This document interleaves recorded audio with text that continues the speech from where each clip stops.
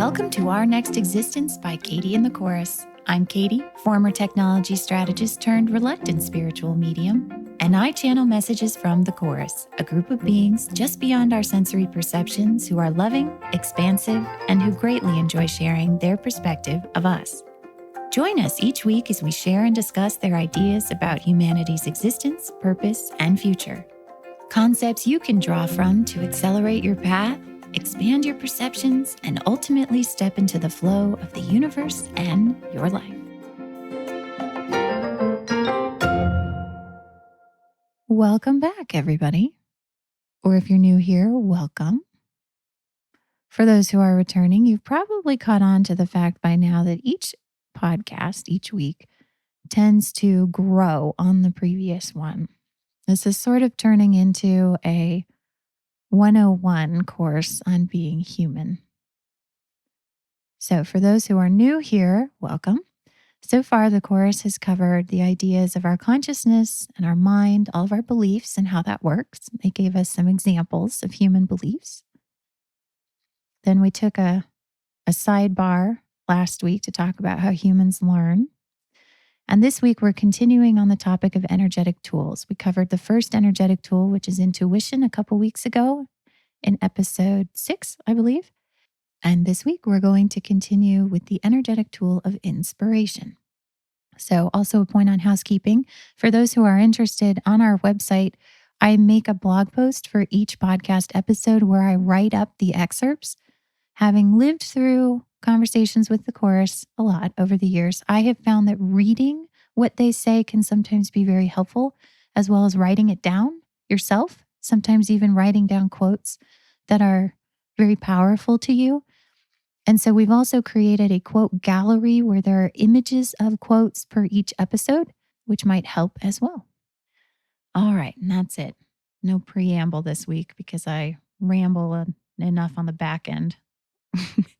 No pre-ramble before the ramble. In the first part of the episode, you'll hear directly from the chorus themselves, and then afterwards we will discuss, meaning ramble. Sit back, relax, and enjoy a message from the chorus.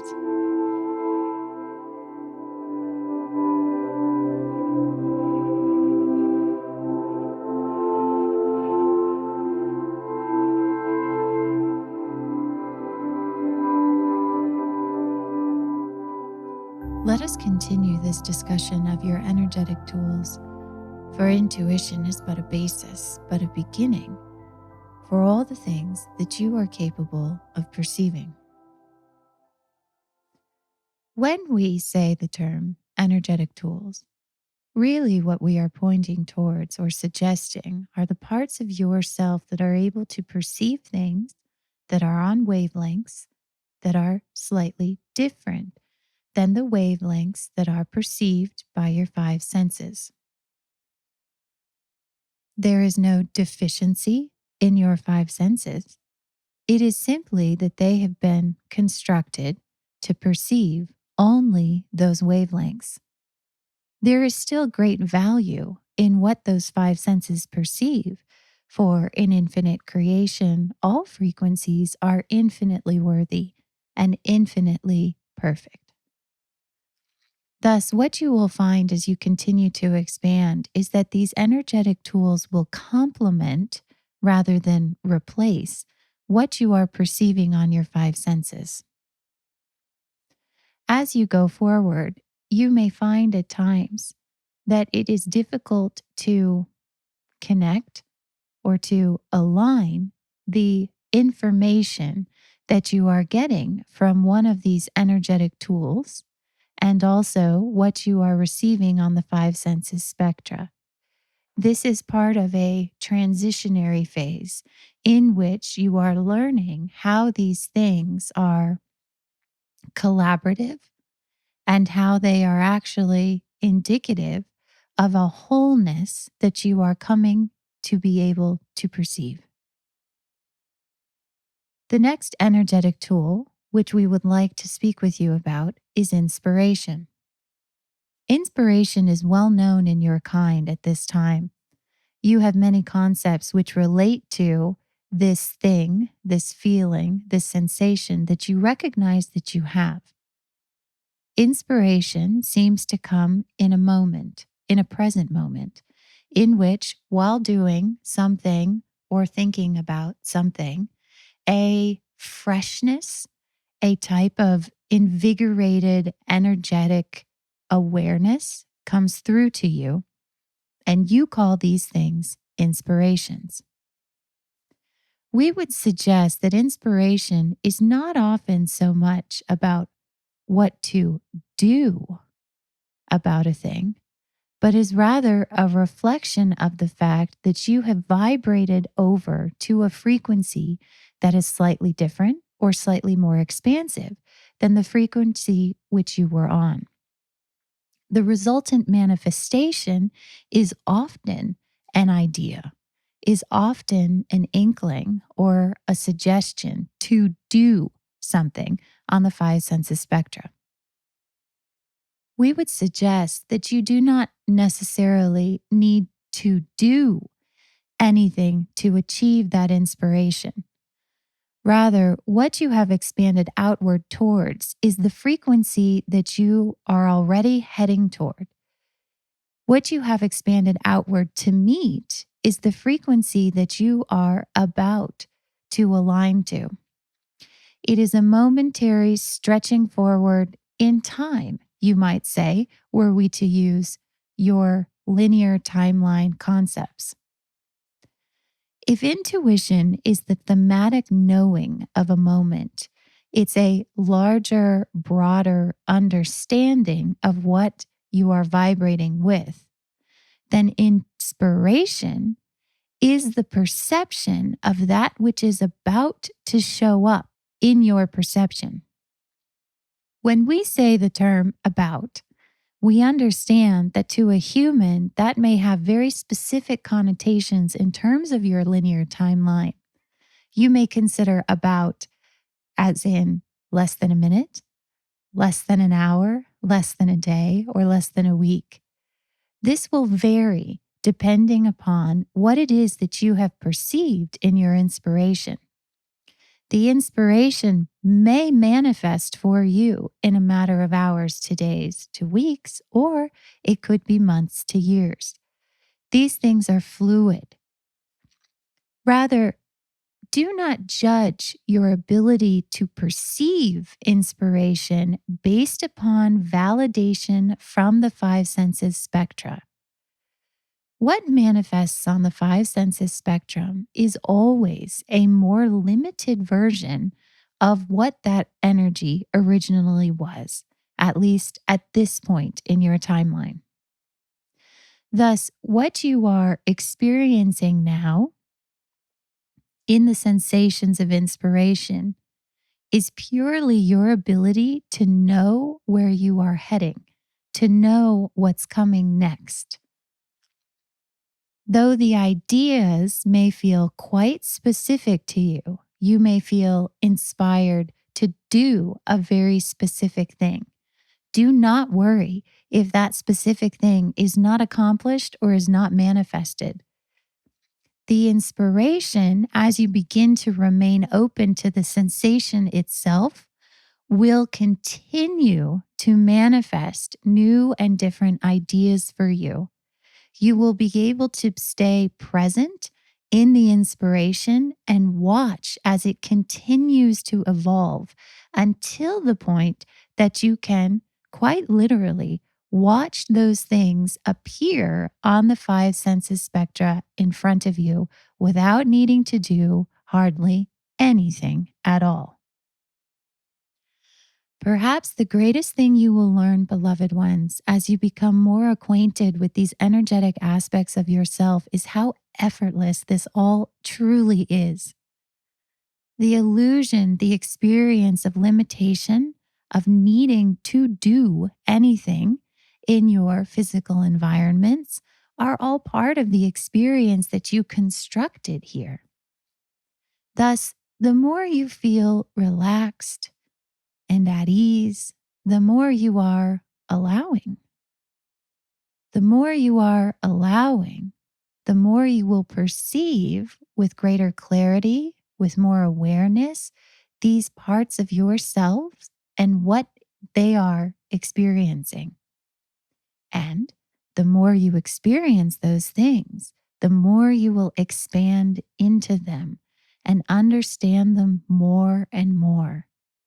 And as a result, those things will manifest more quickly, more easily, more fluidly, for you yourself will be in flow. We love you infinitely, and we will speak with you soon.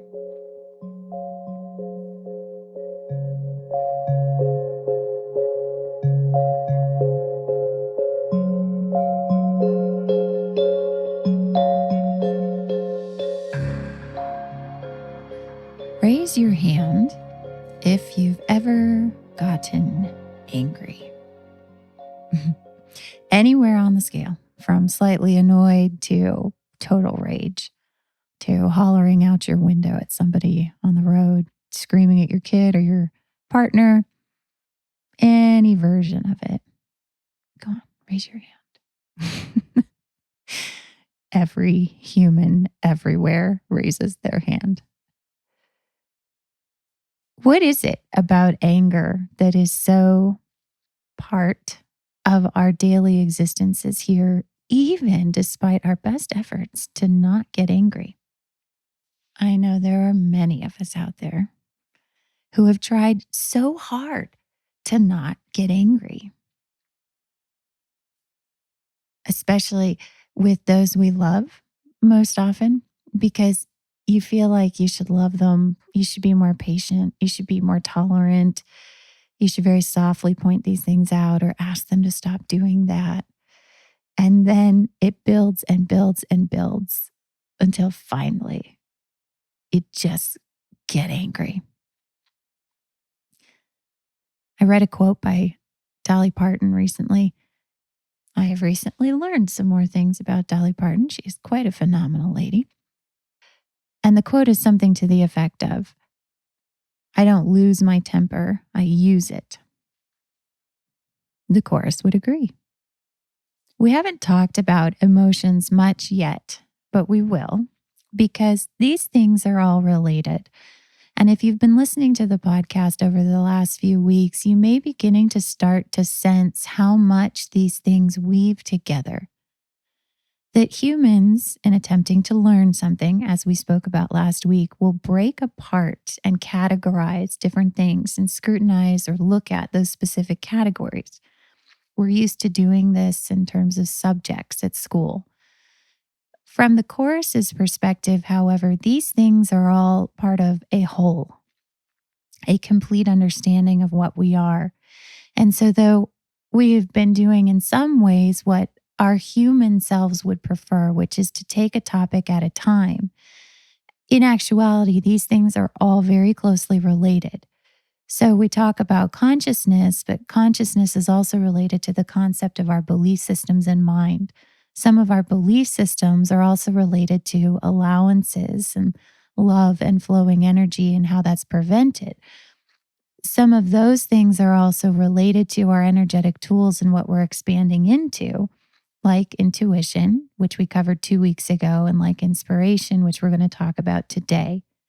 And of course, related to all of these things is the human emotional spectrum, which is a way that we perceive the frequencies, the differences in the frequencies of disallowance that we experience here.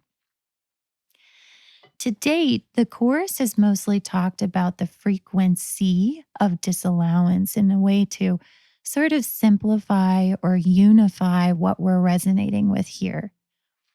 Another equally valid way of looking at it is that there are actually quite a few different strands in this rope that we're vibrating it on. If you imagine that there's sort of this one broad ribbon of light that we are all here resonating with, you could see within that ribbon of light smaller and finer threads. The way that we perceive the differences between those finer threads is our emotional spectrum.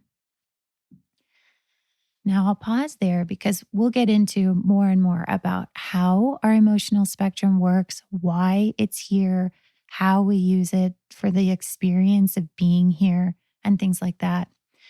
But for today's conversation, I feel like we can start with the emotion of anger. To a human, anger is something to be avoided. It's something to be stopped, or sometimes it's something to be let out in terms of punching a bag or a pillow or sort of screaming at the steering wheel or what have you. We understand that we take sort of dangerous and reprehensible actions when we follow our anger. So we don't really trust it. But then also, there's been a growing understanding in recent decades about the need to sort of release the anger, that it's worse when we hold it inside, that it can build, that it sort of has an energy of its own. And if you don't listen to it or somehow release it, it can actually sort of build within you and cause other sorts of damage, you could say. So, what is the energetic basis for anger? If you were to look at that emotion, that sense, that feeling, that awful feeling, from the vantage point of the chorus, what do you think they would say? So, already you've guessed correctly in that the chorus would probably love it and think it was perfect. And they had told me that many times. And I always used to say, yeah, because you're not the one experiencing the anger. You don't know how this feels. In which they would always reply that we are energetically connected. And by their vantage point, through me, that they do know exactly how it feels. And that always kind of softened it a little bit. Hearing that somebody really understands your anger, sees your anger, validates your anger, that your anger is right, sort of helps a little bit, doesn't it? And so then I said, okay, fine. Then what is this from your vantage point? What is it that I'm experiencing? And they said that anger is the emotion of becoming. I found this a little hard to understand in the beginning because I sort of thought, well, I don't think I want to become that. I don't want to be Katie Rageface. I don't want to become my anger. But as we continued to talk about it, I sort of started to understand the energetic aspect of frequencies that I am perceiving by way of my anger. And that there's sort of a larger aspect to emotions that reflects to us what we are experiencing here in our belief system. And anger, most often, could be described as a friction between a path of sorts that is calling you forwards, that is calling you towards new things in your life, and then belief systems, ideas, obligations, guilts, responsibilities that are pulling you in the opposite direction, that are pulling you away from the thing that is calling you.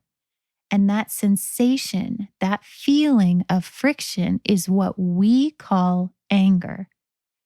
That friction feels to us like being angry. Now, if you reflect on some moments in your life when you've been angry, this may start to click for you. And I'll give you a few examples from my own life. One that is particularly resonant right now. I am a parent and I get mad at my kid. I know it's shocking, right? We're not supposed to do that, are we? Parents are supposed to be infinitely loving and always patient. And we're supposed to be a model of behavior for our children. And even when they push all our buttons, when they tear apart their bed, when they take toilet water and wash the windows when they, when they knowingly get into things that we ask them not to. We should not get angry. We should simply explain to them what they did and how we feel. And we should show them the consequences of their action with a timeout or something like that. And it should all just go smoothly without any emotion, right? You tell me one parent who has not gotten angry at their child. If it's logical, if it's something that we can think about, then why is it so hard to do? Why is it that we can't just understand these concepts, that we can't just think to ourselves how a good parent should behave and be able to conform to that easily? What is it about anger that seems so out of our control at times, that seems to well up from within us, that seems so difficult at times to get a handle on? I remember working with an engineer once. He was probably one of the more brilliant engineers on the team. And as brilliant people are often want to do, he had not a lot of patience for the rest of the world. It was difficult for him. He would be able to solve a problem really quickly. And then he would spend the next who knows how long explaining to other people his own solution. And inevitably, they would catch up. Inevitably, they would understand why he had solved it the way that he had. But quite frankly, if he didn't have to explain it to the rest of the team, he would be flying through these problems. And so, understandably, every now and then, he would sort of just lose it. I mean, like, slam down his computer, throw the whiteboard marker on the floor, yell at the people in the room, just so tired of having to explain things to him that are so easily understood, that are so obvious. And he'd rather just get on with the solution. And instead, he stands in meetings at the whiteboard explaining and explaining and explaining. Kind of maddening, right? So I don't know why, but we got along pretty well. Maybe because I have my own temper issues. So we would hang out sometimes. And at one point, his manager sent him to an anger management training, and he didn't tell anybody about it. I mean, I think for obvious reasons, right? Nobody wants to be known as someone who has anger issues. That's like, ooh, don't get near that person. They've got anger issues. Who knows what they'll do to you? Who knows when it'll fly out of nowhere, right? There's an avoidance. There's a rejection of anger. It's sort of built in to our belief systems. And in fact, there are vast amounts of unconscious beliefs that support that. And we'll talk about that in just a second. So he got sent to this anger management training, and he came back, and I had to go ask him something. So I was in his office, and it was just the two of us. And so after I finished asking him all my questions, I was like, so what was the training like? What do they talk about at anger management training? And he's like, well, actually, it was kind of interesting. He said that, they taught us these different skills and how to listen to it and what it means and stuff like that. And then they taught us something to do to help with the anger. And I wish I knew the company that did it. I'm sorry that I don't. So I would love to give attribution where it is, but I'm not quite sure. It was years ago that we had this conversation. He said that the one trick that the training gave to people to sort of soothe their anger was to appreciate something, someone, something that they loved, to call up that idea or that image in their minds while they are feeling or starting to feel angry. And he even had a PowerPoint. They had shown some sort of neurological and psychological studies that supported this. And they had some sort of, I don't know, brain mapping technique. And they showed sort of a different activation in the lobes of the brain when someone is angry versus when someone is appreciative. And I told him, I was like, that's kind of profound. He's like, yeah. He's like, I didn't really give it a lot of credence at first, but then through the week of the training, I think it kind of works. So let's look at that from the perspective of the chorus. If anger is the emotion of becoming, as they call it, meaning something is calling you forwards, and there's all these obligations and all these shoulds that are pulling you in an opposite direction, and the friction that you feel is anger. Why would loving something in the middle of that help ease the sensations of anger, that is, the sensation of the friction? So let's pause on that for a second and pick up with what the chorus covered today, which was our second or next energetic tool or ability to perceive energy, which is inspiration.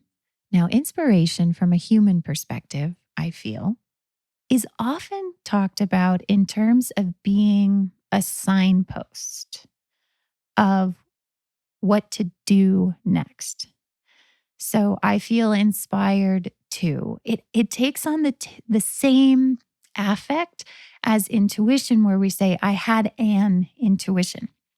And we sort of talked about in episode 6 on intuition, how it's not an intuition, it's actually intuition.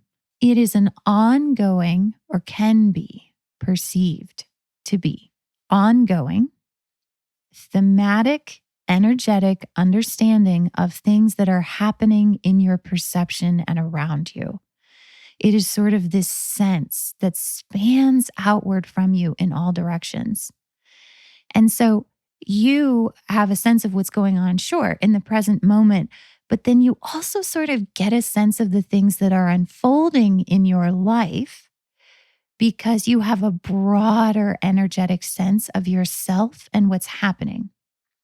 From the five senses standpoint, we often think about expanding our senses in terms of these days, this timeline that we're on. We think, okay, I would like to better know what's going to happen today or tomorrow, or et cetera. And that's kind of as far as we go. Intuition reaches further out into the underlying context of where your life is moving and weaving through. And so last week I said, I got an intuition that at some point I would be starting to talk about these things that the chorus and I were discussing. And I didn't know why, and I didn't know how that would happen. But I felt that that was the direction in which I was heading. That was a perfect example of an intuition, meaning my sense of the frequency that I was on, my sense of the experience that I was expanding into had stretched beyond what my five senses were capable of perceiving. I did not know a time, a day, a way, an action, a how. I didn't know any of those things. It hadn't quite come down to that level. But my sense of what was happening around me, of where I was, had stretched further out. A human will say, anytime that we've stretched further out, that we know what's quote unquote coming, we will append it to our linear timeline and we will say, oh, straight shot from this moment to the next moment to the next moment to the next moment. So if I know what's coming, I just foretold the future. And intuition tells me what's coming in the future. And the chorus, from their more broad perspective of us and our frequencies, is saying, no, you're just getting a broader sense of what you're vibrating with.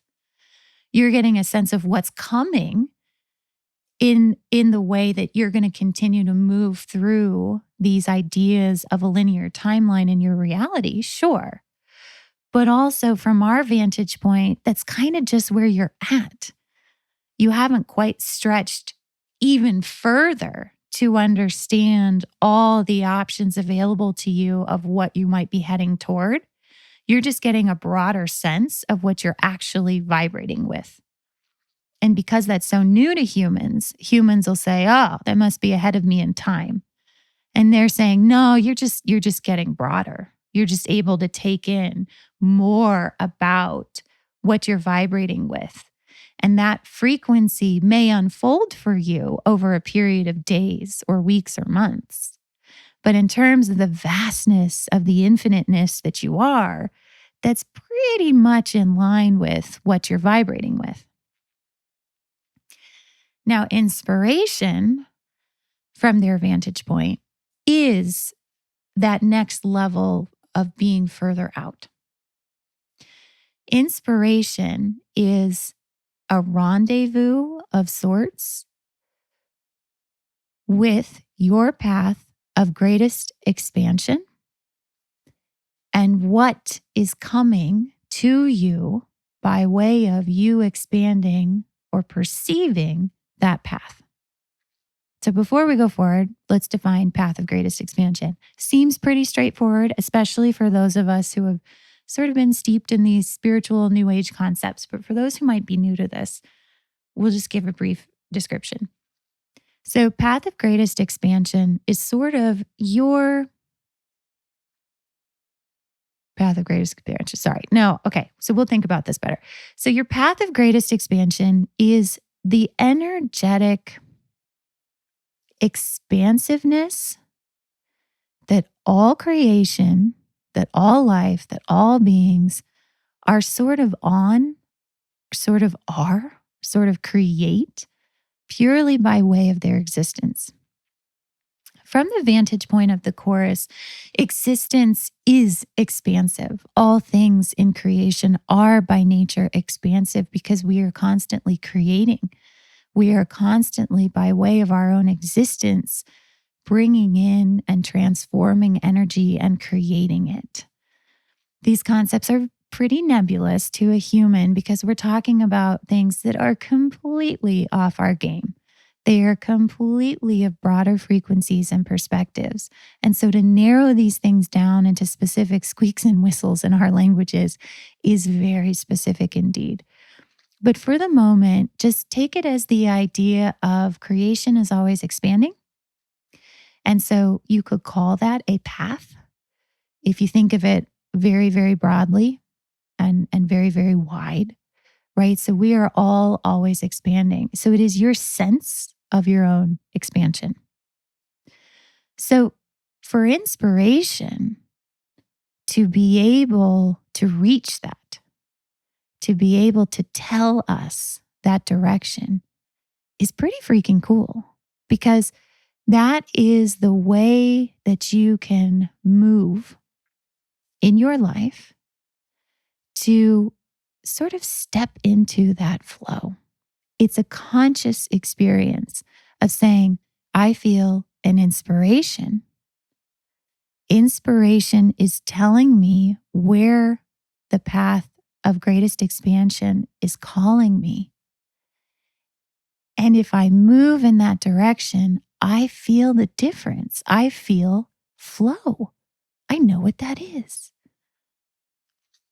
It's a powerful thing, isn't it? To get an inspiration, which is typically kind of out of nowhere. Inspirations tend to feel like, oh, that sounds like a great idea. I would love that. It happens before any judgments have really been applied to it. It sort of sneaks in, doesn't it? You feel inspired to do something. And it's not until you think about it, it's not until you start to evaluate whether or not it could happen that it sort of changes. It sort of slows down. It can even get torturous because you really want to do it, but then you've got all these reasons that you can't or you shouldn't. But the inspiration itself is fresh and energizing and awesome. A little bit outside the bounds of the rules of the game. Inspirations don't obey the rules of time. They show up whenever they damn well please. Sometimes when you're driving in your car and you're like, oh, God, not now. I don't have my notebook. I can't write this down, right? Inspirations don't really follow logic, right? An inspiration will show up. I want to move to Hawaii. Oh, it feels so good until you're like, how the hell am I going to move to Hawaii? Right? Inspirations are expansive because you are literally vibrating with a frequency that is further outside of the limitations that we perceive here on these frequencies. And inspiration is telling you that path of expansion that's out there waiting for you and what's coming. Oh, and that flow feels amazing. And it takes the form of an idea for your music or your book or your meeting or your project or your invention. It takes the idea form. But really, regardless of the form it takes, you are sensing your own expansiveness. And that is quite an accomplishment.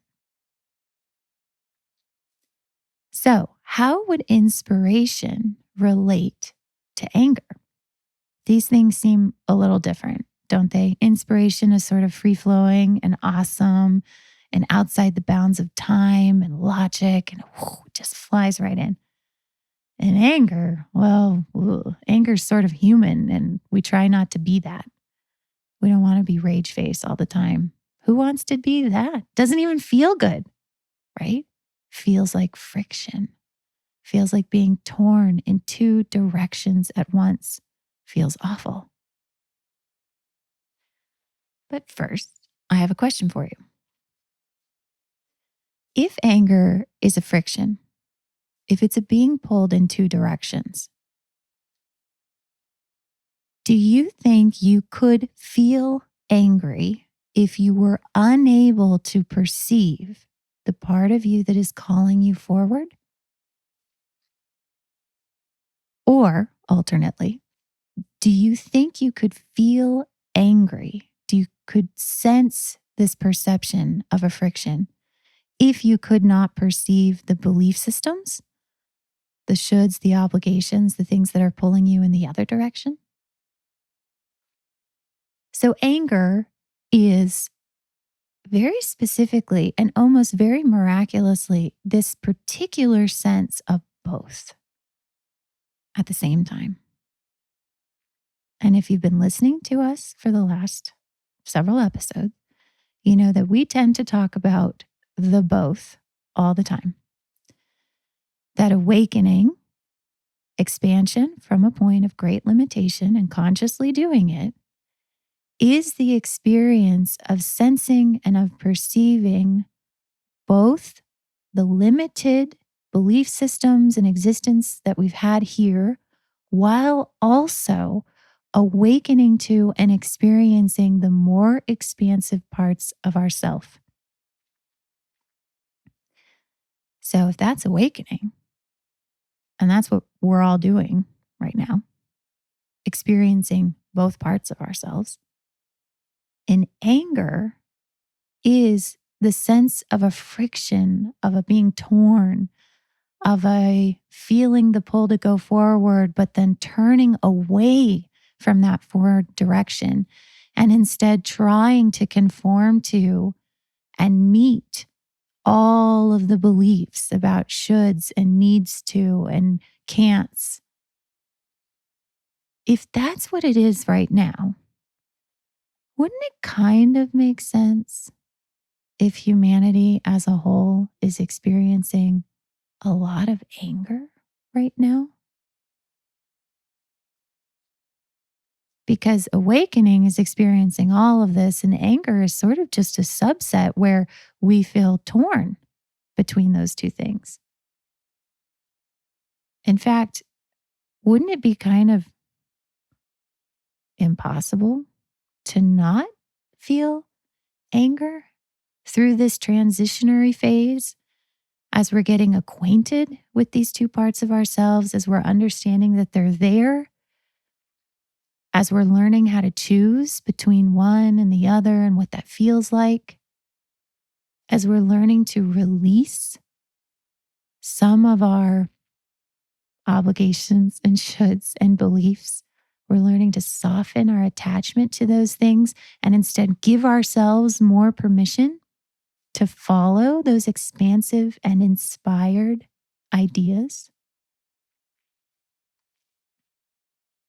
There was a time, a long time actually, when we did not have the conscious perception of inspiration. Though it may seem like it's totally a part of humans and what we do, and that every now and then we catch the whiff of these things that feel so inspired. Inspiration is actually very clearly a demonstration of our awakening that you can even perceive, regardless of what idea form it takes, that you can perceive that sensation of flow and freedom in an inspiration means that you have already expanded far enough off the game beyond our limited belief systems to reach those frequencies, to reach most directly the conscious experience of feeling your own path of greatest expansion.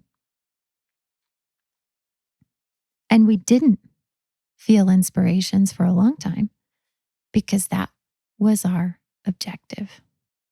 That was our goal, and that was our desire.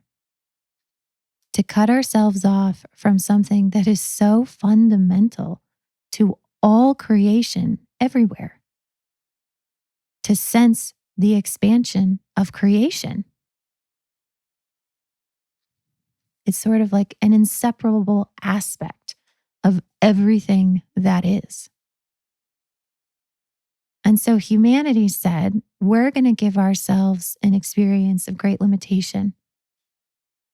And we're going to do that out of love. We feel an intuition. We feel an inspiration to follow these frequencies that we're on into an experience of great limitation. And we trust that by way of this choice, we will continue to expand. We will grow in our understanding of ourselves and of creation itself. And so for a long time, while we've been here, we have not been able to perceive our inspirations. We were quite simply driven in our existence by the dynamic action of all the belief systems, all the many beliefs that we manifested by way of vibrating with these frequencies. Things that narrowed down our perception of the entire universe into 5 little senses.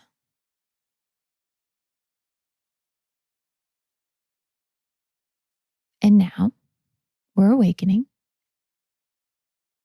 And as part of that, we feel intuitions, we feel these knowings, which is a broader perception of the frequencies that we're on. And every now and then, we perceive inspirations, which is a straight shot from the frequencies of our paths of greatest expansion all the way down into our perspective from being a game piece from our 5 senses standpoint. Somehow we make it all the way down to this and we say, oh, I just got the best inspiration. So is anger necessarily a bad thing? Or is it kind of an extraordinary characteristic of what humanity is currently transitioning through on our path of awakening? And every time you see someone experiencing anger, could you not also say to yourself, whoa, that person is perceiving right now both things: their path of greatest expansion, which is calling them forwards, and also the utmost of the limitations of their belief systems. And they're trying to follow what their beliefs have always told them to do, because that worked for millennia while we were here, is what we did. We believed a thing, we followed a thing. We believed a thing, we followed a thing, in an extraordinary ongoing cycle of limitation. But now there's a wrench in the machine. Now there's a hiccup in the flow. That person is feeling a new direction and a new calling and a new desire and new inspirations, which feel wonderful. And they really wish they could go in that direction.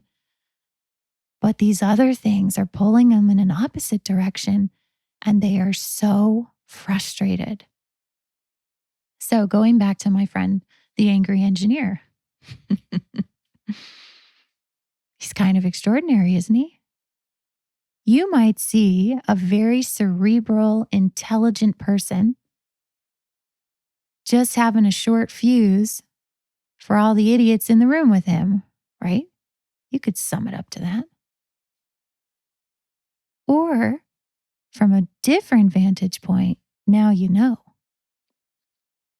He was expanding. He was having expansive experiences all the time, in terms of becoming more and more acquainted with his own genius, with his own unique talents, with his own skill sets, with more and more inspirations that were flying to him about what he could build and what he could create. But then he had all these beliefs that he works with other people, that he works on teams, that you need to build things with other humans, that on and on and on. He wants to be a good employee. He wants to keep his job. I mean, belief after belief after belief after belief. And so when he stood in that room with all those people, and he's at the whiteboard and he's trying to explain it and trying to explain it, and finally he just can't handle it anymore, and he loses his temper and throws the marker on the ground. Is that a dude with anger problems who needs to learn how to be more patient with people around him who are trying to understand what he means? Yeah. But also, is that a person who is having a hard time balancing this new and growing understanding, this new and growing perception of things that are calling him forward and things that are telling him what he has to do? Last week, we started to talk about this idea of allowance and love and trust more deeply, that essentially love, the sensation of love, what we call love energetically, is a momentary cessation, you could say, in participation in our belief systems of limitation. It's a momentary sort of pause where there's no judging, there's no thinking, there's no analyzing. You're just sort of in love. And all these things flow to you, and it just feels great. Love feels amazing, doesn't it? It's like a high when you're truly in love with something. That something is just great. The world is great. You are great. Just feels great. And so when he went to that training, that anger management training, and they showed all of these lobes of the human brain and what fires and what doesn't when we're angry, and they said, look what happens. Look what happens when you appreciate. The other lobes, where the anger sits, quiet. And these other parts of your brain fire up. And so what you can muster, what you can feel, I guess, in that anger moment, if you can choose something to love, remember, not appreciate, not find something pleasing, as we talked about last week. That's different. That's judgments. But if you can seek out that unconditional love sensation, Really, what he was doing was softening the activation of all those shoulds and obligations and responsibilities and fears of getting fired if he was an angry manager, all those things soften. And in that moment of softening, you very naturally flow in your direction of expansion.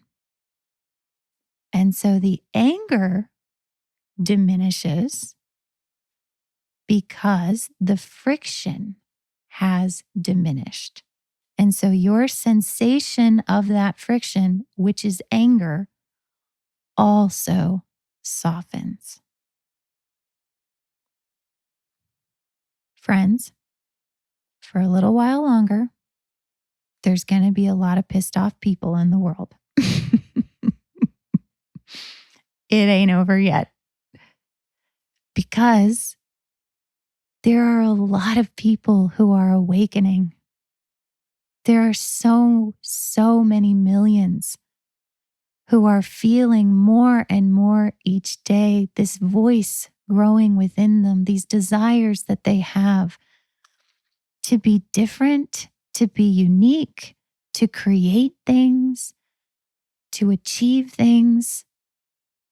And in the process of that, they are awakening at the same time to all the beliefs, so many beliefs that all of us have created here to limit ourselves and limit our perceptions of these things. And so in that moment, in those moments of realizing that these two things exist, sometimes we are doing it from the perspective of the game piece that is active and alive in those belief systems. And that very unique, very extraordinary experience of viewing the infinite from the perspective of a limited game piece is both expansive and powerful and a very unique friction. And that friction feels like anger. But what we will come to, what we are all coming to, is an awakening to our choice in this, to our choice to either continue to participate in the game and the belief system, should we wish. Should we wish to continue the experience of limitation? And some will. Some aren't done yet. Some are really having a great time in expanding through these experiences of limitation.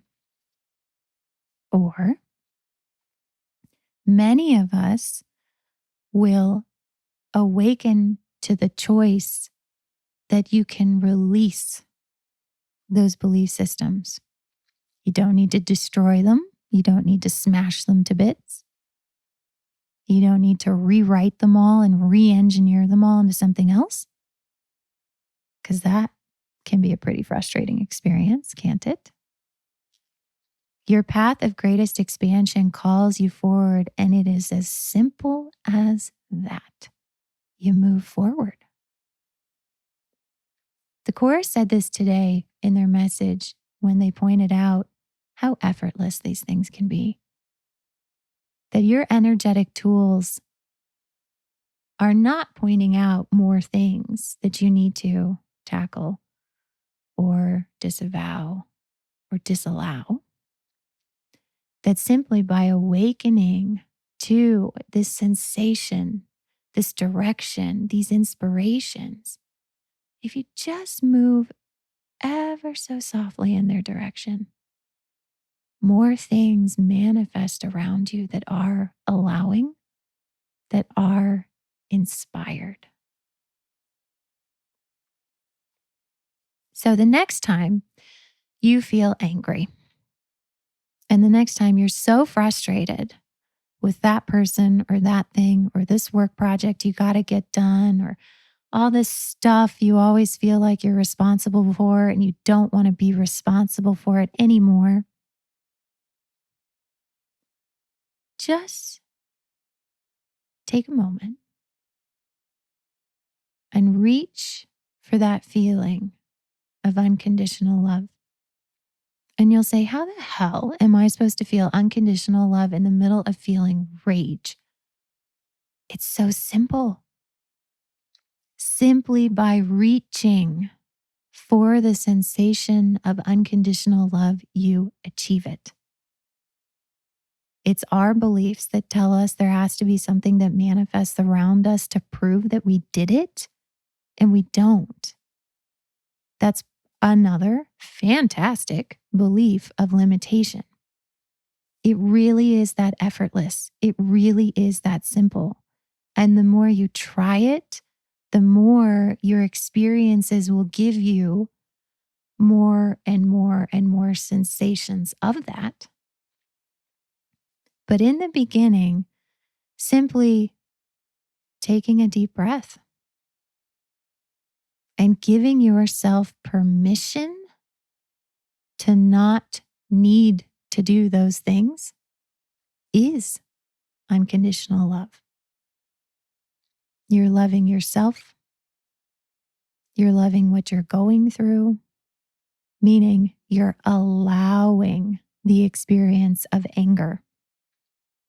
You're allowing it to be what it is meant to be, which is a conscious experience of friction between the two directions that you are now becoming aware of vibrating with.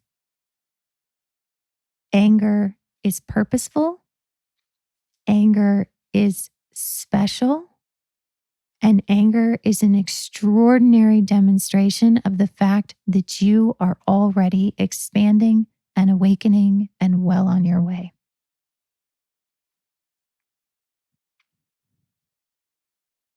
Sometimes we're going to look out at the world and be like, oh man, people are so pissed off right now.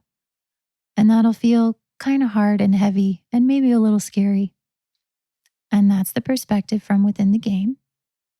And then other times, you can look out at the world at all the angry people and say, look how many of them are awakening. Look how many of them are becoming aware of these things that they want, that they're inspired to do. Look at all these ideas they have for what they want in their life. And they're feeling it. I promise we won't be mad for forever. Humanity is not destined to be a race of permanently pissed off people. And if one day we meet and you say, Katie, I've got some real anger issues, I'll be like, yeah, me too. And that's awesome.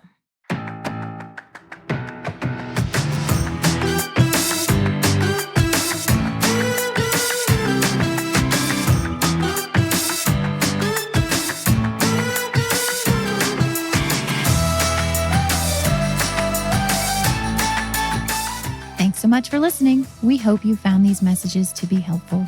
May they accelerate you on your path wherever you'd like it to go. For more information, check out our website at katieandthechorus.com. There you will find show quotes, episode transcripts, details on our book, The Book of Human Awakening, as well as our newsletter sign up. Visit katieandthechorus.com. Thanks again. See you next time.